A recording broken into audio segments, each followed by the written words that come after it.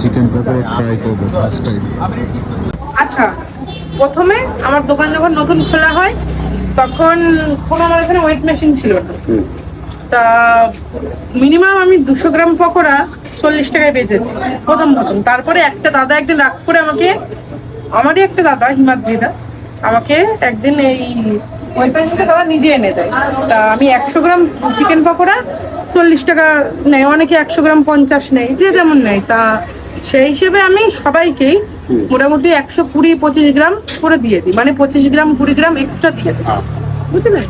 এটা হচ্ছে ঘটনা। এটা হচ্ছে হাফ ফ্রাই। আর চিকেন পকোড়া ছাড়া আর কি কি পাওয়া যাবে? আমার এখানে চিকেন উইংস পাওয়া যায়, চাউমিন পাওয়া যায়, এগ রোল পাওয়া যায়। এই যে এগ রোলের হচ্ছে লেচি করা, সেলাই বলার সবই পাওয়া যায়। দেখো 127 গ্রাম, হ্যাঁ 137 গ্রাম হয়ে গেল। এবার এটা ফ্রাই করলে একটু কমে আসে। এবার অনেকে ভাবে হয়তো তার মানে কম দিয়েছে, কিন্তু এটাই তোমাকে ফ্রাই করে দেখাবো একটু তো কমবে। মানে যে কোনো জিনিস ভাজলে তো একটু কম হয়, তাই যে দেখে নিলে চলে। এবার একটু ফ্রাই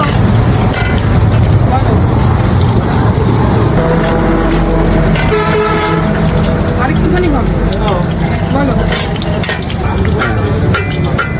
এবার যাচ্ছে চিকেন পকোড়া